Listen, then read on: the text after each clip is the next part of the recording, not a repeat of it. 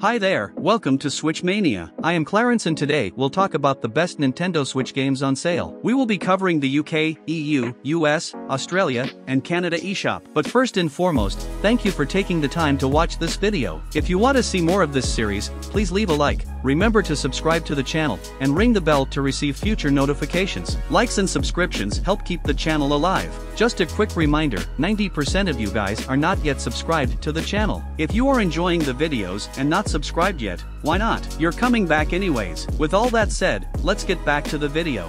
First on our list is Resident Evil. Resident Evil's flaws are just as visible today as they were in 2002. The game's controls, camera, and item handling all make it difficult to play. Even with these flaws, Resident Evil HD remains a classic. No other survival horror game has succeeded in creating as much tension as Resident Evil. If you've played any version of Resident Evil over the past 2 decades, you know what to expect. It's one of the scariest games ever created. The fact that the game can be played on the go is just the cherry on top. If you like scary games, don't mind some old school game mechanics, and haven't played any of the previous Resident Evil games, you owe it to yourself to try this one. Next is The Lion's Song. The Lion's Song is an excellent point-and-click adventure that focuses on the story. The decisions you make in one chapter can have an impact on the others, and it's helpful that the gallery shows how all of these decisions are related. The Lion's Song was an excellent game. It had a distinct artistic style and made extensive use of music. The Lion's Song is a story, but not just any story. It contains some point-and-click elements,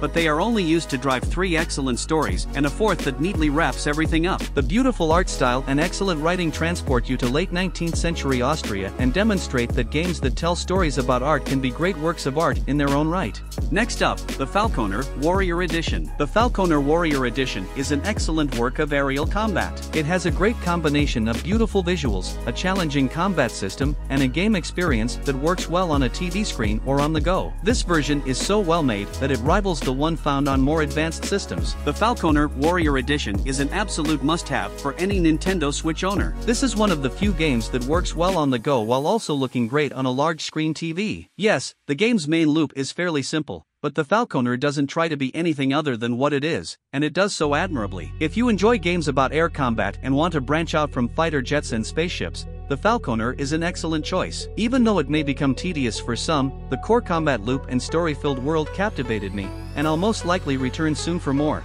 Next is Embracelet. Embracelet is a wonderful coming-of-age story full of heart. It takes place in a historical setting. Look no further if you want to play a game that is both enjoyable and relaxing. This one has lovely artwork and interesting characters. It's a bit of an adventure, a bit of a puzzle game, and a bit of a walking simulator. The story takes you on a wild ride, but the gameplay is fairly straightforward. You'll probably enjoy Embracelet as much as I did if you don't have high expectations for the game's mechanics. Embracelet is a beautiful and emotional puzzle game that tells a story about growing up, discovering one's identity, and accepting responsibility, both as an individual and as a member of a global community. Next is UnderMine. UnderMine is a game that is ridiculously easy to recommend. If you enjoy roguelike games, you owe it to yourself to get this as soon as possible. UnderMine demonstrates clear mastery in its overall design, controls, upgrade systems, and presentation, all of which work in tandem to create a thoroughly engaging experience. The only issue is that those who are sick of roguelites will find nothing here to change their minds. If you're one of those people, it might be best to pass, even if you'll miss out on one of the genre's best games. This is well worth your time.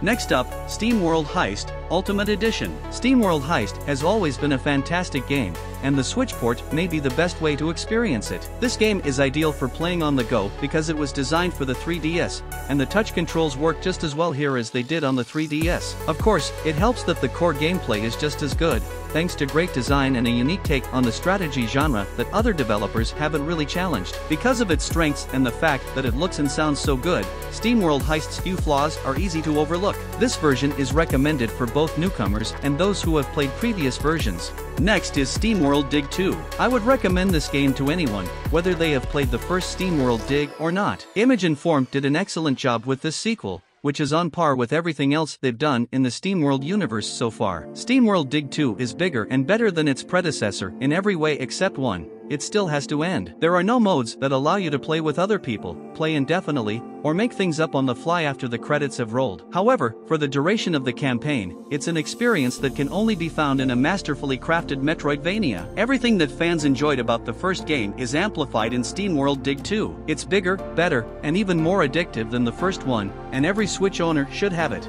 Next up, SteamWorld Quest, Hand of Gilgamech. SteamWorld Quest is a fantastic 15-hour adventure full of humor, well-thought-out gameplay, and bright, detailed graphics that highlight the characters and the world around them. Fans of the SteamWorld universe may be interested in this game, but it should appeal to a wide range of people who enjoy well-written, visually appealing RPGs. SteamWorld Quest, Hand of Gilgamech is an excellent standalone title as well as an excellent addition to the SteamWorld series. The story is simple but sweet, and the gameplay is engaging enough to keep players engaged until the end. There are so many different ways to customize your character and fight that both casual and experienced players will have a good time. If you enjoy RPGs, you should try SteamWorld Quest. It's one of the best indie games on the Switch so far. Next is Barbearian. Barbearian has over 100 levels to fight through, tons of loot to collect, bosses to defeat, and even prisoners to save. Even the most experienced adventurers will be kept busy and entertained for a long time. Who doesn't enjoy hacking at sword-wielding skeletons? Underneath the hack-and-slash simplicity of launching troops with a swing of your axe is strong strategy and the ability to improvise on the fly when your best-laid plans fall apart. The story is intriguing,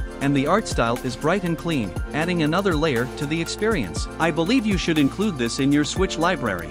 Next is Cupid Parasite. I haven't played a visual novel in a long time that makes me as happy as this one. It's difficult to do comedy right, especially when there's a subversive element involved, but Cupid Parasite never disappoints. It tells a great story and backs it up with great style and verve in between the funny parts. This is one of Otomate's best works. Cupid Parasite is one of the most unique Otome games I've ever encountered. From the second game to the fourth, I was on the edge of my seat, waiting to see what would happen next. Its amusing romance kept me awake until the early hours of the morning, and I haven't felt this strongly about a game in a long time. Aside from the broken roots, the translation work is good, and I'm looking forward to the developer fixing the current bugs. Next up, Hatsune Miku Logic Paint S. Fans of Hatsune Miku will enjoy Logic Paint S the most because of all the Miku content. But even if you're not a fan, there's plenty to enjoy. The unlockable works of art are impressive and worthwhile to look at, and they ensure that there are plenty of enjoyable puzzles to solve. The visual style, which was inspired by Vocaloids, and the music,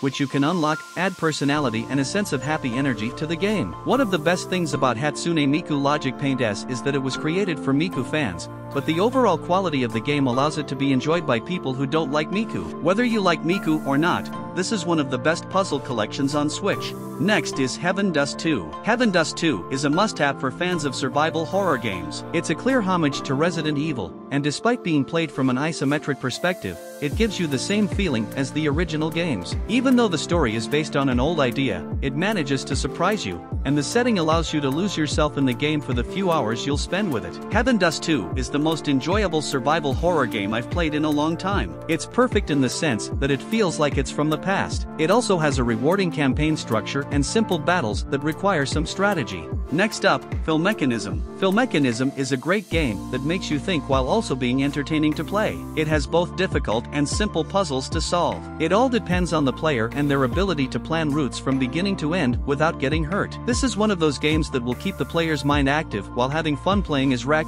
a cute little guy, and safely navigating the puzzle-filled level to the goal. Everything else about FILMECHANISM compensates for the lack of a true story. This 2D puzzle action game has it all: fun puzzles, simple but thought-provoking controls, catchy music, and a retro but modern 8-bit world. Next is Groove Coaster YY Party. Groove Coaster YY Party is a fun rhythm game to play if you enjoy them or want to learn more about them. From the great music to the challenging but simple gameplay, it's a great example of what the genre can do. Groove Coaster's stylish appearance can be annoying and distracting, but the way it works makes it one of the best rhythm games I've ever played. The excellent track list was impressive on its own, but the finely tuned gameplay, creative mechanics like ad-libs, and mission-based unlock structure that keeps you focused and coming back for more content make the game addictive and rewarding. I wish I could disable the flashy backgrounds and strange camera angles, but even with that flaw, this is a good choice for anyone looking to get into a good groove. Next is Ender Lilies, Quietus of the Nights. Ender Lilies is a depressing experience. It tells a sad but hopeful story that makes good use of environmental storytelling techniques. It's a good platformer with a unique feature that makes it feel like a fresh take on the genre. Even if you were hesitant to purchase it during early access, the full version is well worth your time. Don't be fooled by how cute it appears. Ender Lilies, Quietus of the Nights is a challenging Metroidvania game for those willing to put their patience to the test. Prepare to die 50 times in a single boss fight, to explore a massive map with many rooms filled with enemies, and to face a not-so-generous and poorly designed map that will drive you insane. Next is Streets of Rage 4. Streets of Rage 4 does an excellent job of fusing new and old ideas. It will please series fans because it is a good update that does not skimp on fan service. It's impressive that the direction for almost every aspect, including presentation, animation, music, and story, is consistent and of high quality. It's also simple to explain to people who have never played a board game before, and it has core rules that keep the game moving. It also has a contemporary appearance. It is not constrained by current popular ideas, which can sometimes alter the meaning or memory of the originals. It may even be better than them, but only time will tell if that is true. Next up, Windjammers. Windjammers was a lot of fun on the Neo Geo, and it's still a lot of fun on the Nintendo Switch. I struggled at first to make precise curve shots with the Joy-Cons. It's not difficult to get used to, and you'll soon be able to throw the disc in any direction you want. Invite some friends to join in the fun once you've mastered the controls and play through arcade mode several times. It's fantastic that more people will be able to play Windjammers, a long-forgotten arcade classic. The game has the perfect balance of simplicity and depth, and the action is so fast-paced and exciting that you'll find it difficult to put down the controller. The best part is that it makes throwing a frisbee look cool, and I like games that can do that. Next is Infernax. Playing Infernax is simply enjoyable. The mechanics are sound, and the fundamentals are executed correctly. You don't have a lot of attacks and moves to choose from, but what you do have is effective against the enemies you'll encounter. When I was wandering around the mysterious world of Simon's Quest, I felt like I was back in my childhood. This was especially true in the countryside, which had both day and night. People who enjoy 2D platformers that allow them to explore and aren't afraid of games with a bit of bite should play Infernax right away. Infernax is everything I want in an 8-bit platformer set in the past. It sounds and looks great, and it has interesting bosses and challenging gameplay. If that's your thing, don't put it off any longer. It's beautiful. Next up, YS Origin. YS Origin is a fantastic game and a fantastic way to get started with the series as a whole. Most of the time, using the controls feels fairly simple. There are various levels of difficulty to choose from, so everyone from beginners to experts can enjoy the game. The pictures are still quite good,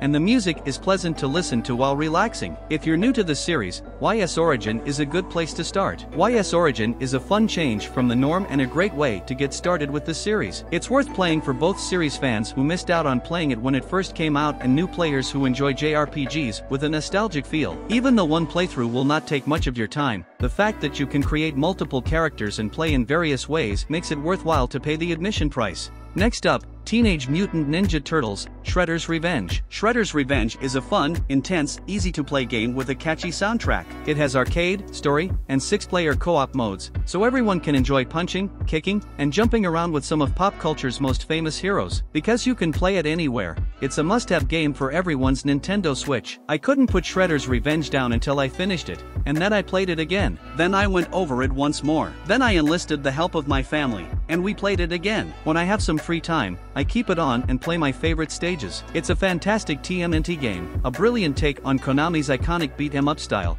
and more goofy fun than I could have imagined. Next is Prodeus. Even though the Switch version isn't perfect, I'd be lying if I said I didn't enjoy playing Prodeus on it. Thanks to the in-game account, I can sync my Steam Deck, laptop, and Nintendo Switch. Because I can get the full experience on Nintendo Switch without sacrificing any content, this is a must-have for fans of first-person shooters. Prodeus and Dusk are true gems that you should play if, like me, you used to enjoy Doom. Now all I need to know is whether or not there will be a vinyl soundtrack to accompany the physical release. Prodeus is an openly loud and brash FPS that gives the classic shooter a fresh new spin. Next up, Teslagrad. Teslagrad is one of the best Nintendo Switch games if you care about games as art, want to play a puzzle platformer or semi-Metroidvania, or simply want to try something new after finishing Doom, Mario Odyssey, or Xenoblade Chronicles. Fans of puzzle platformer games will not want to pass up the opportunity to play Teslagrad. Even if you dislike Metroidvania, it was difficult to get me to sleep. Because the game was too exciting to stop and go to sleep,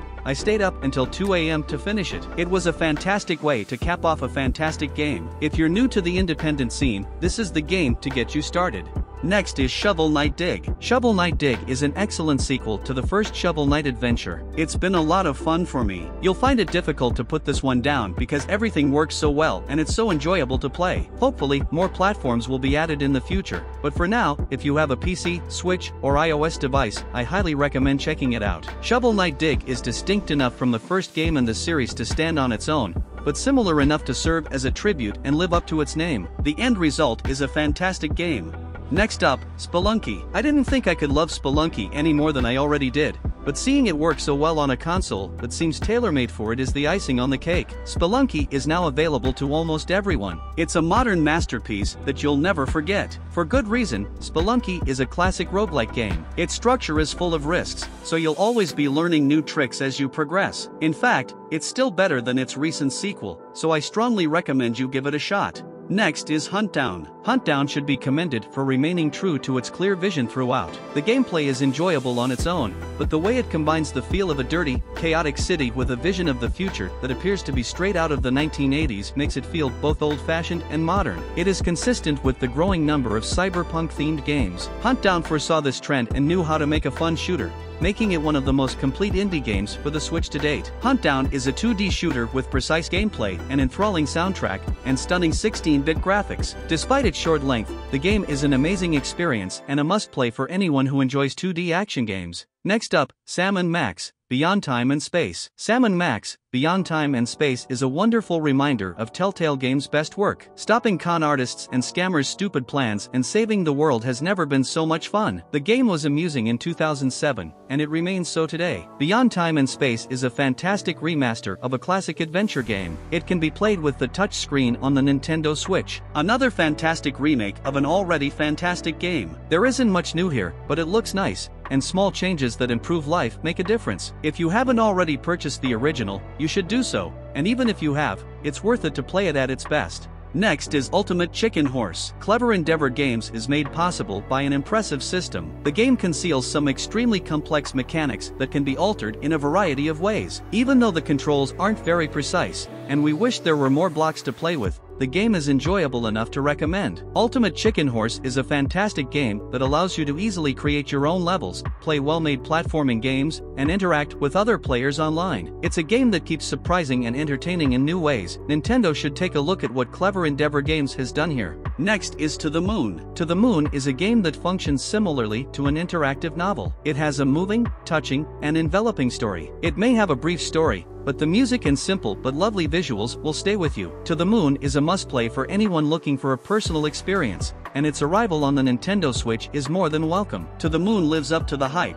but it's also simple to grasp. Despite its bad reputation, the story is surprisingly simple to follow, and the characters are amusing and relatable. But don't be fooled by that. It's a fantastic game that made me reflect on various aspects of my own life and almost made me cry. Even though the Switch port has issues and the controls don't always work properly, it doesn't detract from what is otherwise a very emotional experience. Next up, Minit. Minit may be short, but it is a memorable experience with no filler and only clever puzzles and ideas. You may not spend much time with it, but playing it once provides as much insight into 2D Zelda-style gameplay as any game many times longer. Minit is a fun, fast-paced game that is ideal if you want a small game that allows you to do a lot with the resources it provides. If you like old-school top-down games that look like they were made for the Game Boy, this could be the game for you. It's nice to have a fun game like Minit that you can play in just a few minutes in a world where games can take a long time. And last, but not the least, the Talos Principle, Deluxe Edition. Croteam was best known for their silly Serious Sam games before creating the Talos Principle. The Talos Principle has an unexpected level of maturity and breadth of scope, which is a good thing. It poses intriguing questions, allows the player to progress at their own pace, mostly non-linearly,